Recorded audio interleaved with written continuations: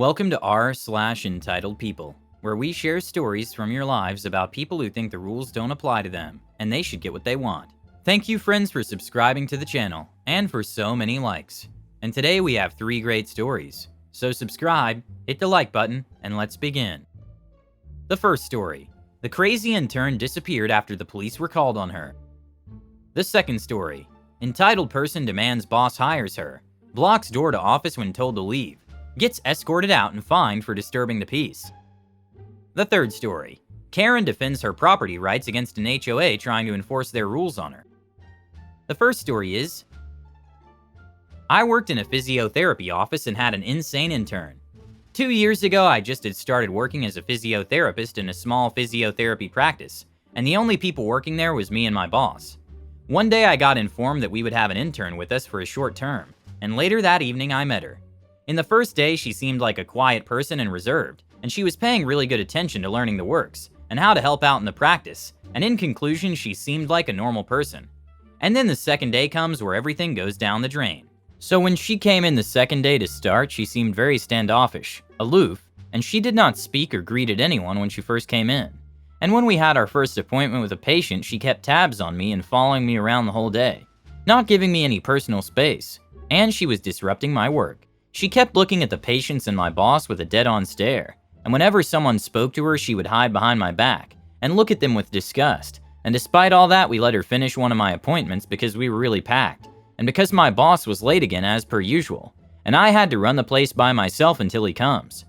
So as she's getting done with the appointment, the client was very pleased with her work and thanked her very kindly for her services.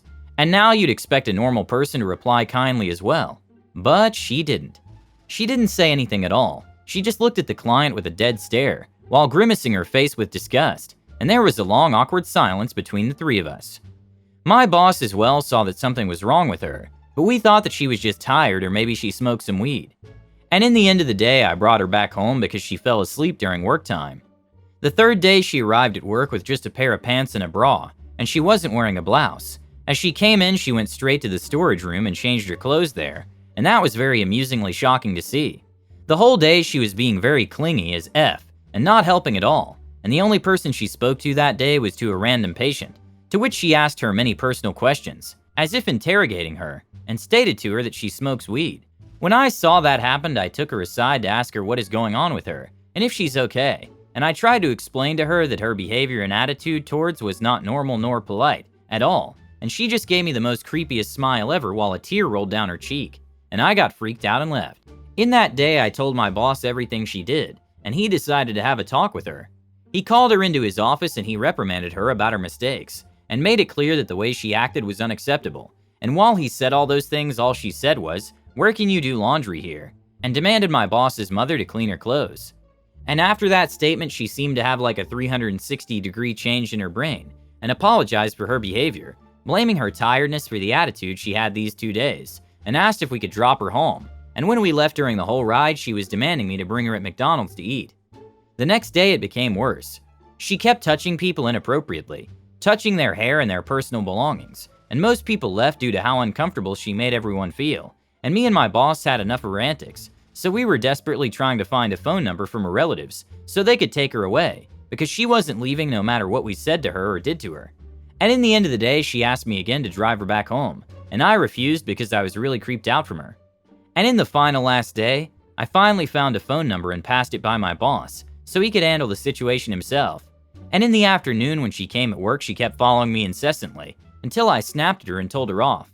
I informed my boss of her arrival, and then when my boss came out to try and defuse the situation and tell her to leave kindly, she got really peeved and started yelling nonsensical things to him. And my boss then called her brother and told him of the situation, and warned him that if she doesn't leave the practice, they would call in the police to the matter.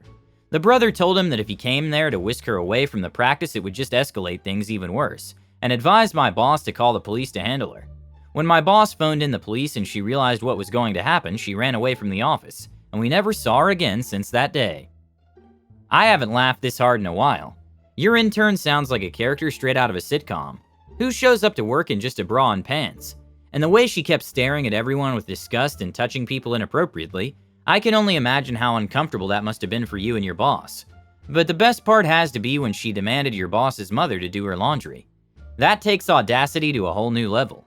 I'm glad you and boss were able to handle the situation, even if it did involve calling the police. I hope you never have to deal with an intern like that again, but if you do, please write another story. I could use a good laugh. The second story is entitled person demands boss hires her, blocks door to office when told to leave. Howdy everyone. Since it's March, or at least at the time of writing this, I want to share a story during the month of March. A bit of context, my uncle, who we will call B, or boss for convenience's sake, is the boss of an advertising agency that makes advertisements for various companies. During the weekends, my dad had worked out an arrangement where I would intern at their offices every weekend for a month. My job was to help organize the advertisements and various other admin-related business. So on the third day, I was sorting out the various forms, organizing them via date and putting them in their respective folders and binders when the digital doorbell rang. The office for the agency was relatively small, comprising of a workspace, a small break room, a meeting room, and the boss's office. It was a rented out part of a large building that also houses many offices. The rest of the employees had gone to buy lunch from the nearby cafe, so I opened the door. When I opened it, there stood a middle-aged lady, brown hair and wearing a purple dress. She looked very professional, holding a brown backpack with various files and papers inside. For convenience sake, we'll call her EP. Me. Hi, can I help you? EP. Hello, is B here? Me. They're out for lunch, I'm so sorry. EP. Can you please inform them I need to meet with them? Me. They won't be back in a while. Can I have your name or phone number? EP scoffs and pushes me aside. She threw the door into the office and sits herself down on one of the waiting chairs at the front desk. EP. I'll wait here for them. Now keep in mind I was a scrawny teenager, and the lady in front of me was 30 years old at least. I knew I couldn't tell her to leave, so I just awkwardly went back to my desk. A few minutes later, B arrives back from lunch and notices EP. B. Hello there, can I help you? EP. Are you B? B. Yes, how can I help you? EP. I'd like to apply for a job. B was obviously a little dumbfounded. This woman he had never met before was in their office and wanted to apply for a job. B. Sorry, we aren't accepting new job applications. EP. Stop lying. I'd like to apply for a job. Very clearly dumbfounded. B. As I said before, we're not accepting job applications. I'm sorry. EP. You clearly are. Look at that boy. Pointing at me. He clearly isn't old enough to work here. It'd be better if you hired me. B. He's an intern, and we're still not accepting applications. EP. They clearly don't have any experience. If I were you, I'd hire me instead of that boy. B was clearly getting frustrated, and I was confused as to why she was targeting me. EP kept going on, insisting that they hire her for a job she didn't even specify. B. Please leave or I will contact security. This was a lie. We didn't have any security, but they'd hoped it'd get EP to leave. EP. Hire me and then I'll leave. B had started to walk towards her, which caused EP to step back until she was at the door. At that moment, the rest of the employees had just gotten back. They had all drove back in a minivan owned by the receptionist, since they didn't have vehicles of their own. EP noticed this and used her hands and legs to make a starfish shape and block the door. B. Ma'am, leave now. If not, I'll call the police. EP. Hire me and then I'll leave. B scoffed, clearly getting very aggravated. One of the employees went to the elevators, since there were security guards, SGs, stationed there. A few minutes later, they had managed to convince them to follow them to the office. SG. Ma'am, please leave right now. EP turns around, clearly shocked SG were there, so she immediately releases the door and begins to act victim. EP. Thank God you're here. B was just screaming at me for no reason. Keep in mind, B was a very cool-headed person and hadn't raised his voice at all this entire time. The employees were shocked by her baseless accusation and started to speak out. B wasn't screaming. This woman was blocking the door, demanding that they hire her. SG, seemingly unconvinced by EP, grabbed her by her wrist and pried her off the door. The rest of the employee re-entered the office and the SG dealed with EP. While I wasn't there to witness it, according to B, EP had gotten escorted and the police were called. She was given a fine for disturbing the peace and we never heard from her again. Hope you all enjoyed this story. It was one of my first ever encounters with entitled people, and seeing someone act so rudely was certainly something. I'm glad to see you survived your encounter with the entitled job applicant from hell. I hope your boss learned a lesson from this experience. Always have security guards stationed at the elevators, or maybe just don't let crazy people into your office in the first place. Either way, I'm glad that your boss didn't end up hiring EP just to get her to leave. Keep up the good work at the advertising agency, and remember, Always be prepared for the worst when dealing with entitled people. And the last story is, HOA next door tries to enforce their rules on me. Try again, fool. I purchased my house in 2015. Not even a thought of an HOA in the village.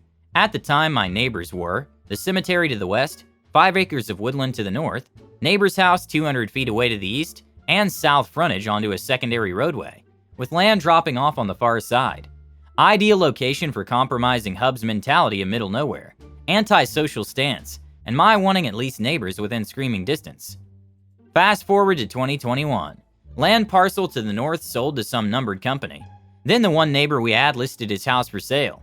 As discovered after the fact, Mark sincerely apologized when he realized what happened. The same company bought his house and land in early 2022. They raised his house and outbuildings and applied for rezoning. So far, nothing concerns me. Well, they start subdividing the land for lots, applied to have road allowances and water services. No wastewater service available, 'cause rural village. This means to those not familiar that they have to allow square footage on the lots for a septic system, which for a 2-bedroom, 2-bath house is minimum 750 square feet, with a specific setback from the adjacent property line. Also, the township I live has no requirements for fence permits, just height rules for front line of house line, 4 foot versus backyard 6 foot, and you may not install the fence over the property line, and unless agreed upon in writing prior to fence installation, it may not be installed on the property line with the adjoining neighbor being responsible for cost and/or maintenance. Well, so far I've been given notice of 1. Variance application to have the 2 houses planned next to me to have their septic beds closer to my property line than township bylaws allow. 2. Legal notice to allow fencing to be built on the property line, with half the linear cost to be assigned to 123 ABC Drive. My address, sarcasm. 3. Notice from the developer's lawyers that I, as an adjacent property, will be required to abide by their neighborhood aesthetic requirements, which comes down to rules on house, garage, outbuilding colors, vehicles allowed on property, and color of flowers allowed in publicly visible flower beds. Red, white, and blue only. Excuse me, I live in Canada. Red, white maybe, but blue? Yeah right, try again. I bought this house without deed restrictions. My name is Karen. I am the original 1967 version. My mother had a premonition about the bewitch I would grow up to be. Bring it on. Update. Township council meetings are on the 15th of each month. Last night I attended, as this was when the variance application for the development next door was to be discussed and decided on. Sat through 2 very boring hours of other TWSP business when it came to the developer's turn to explain why they needed the variance. It came down to because the septic beds would need to be raised due to the water table heights. Moving the septics further back on the lots would allow additional flat area between the houses and the septic beds, so that future homeowners would have more room to install things like an above-ground swimming pool. For those not familiar, putting a swimming pool on a septic bed is a bad thing. First question council asked after the developer went through their arguments: any objections to this variance request? I stood, voiced my objections. These are 1/4 acre lots. It's not a space issue, and wanting more room for toys is not a valid reason for a variance for an item that could have environmental impact on my property. Variance denied. Oh God, your story had me in stitches. You go, Karen. It's hilarious how you shut down those HOA fools and their ridiculous rules. Blue flowers only? Seriously? And who needs a pool on a septic bed anyway? Your witty remarks and bold attitude are a breath of fresh air. Keep standing up for what's right and making us laugh along the way. Hit the like button and subscribe to the channel. Have a good day.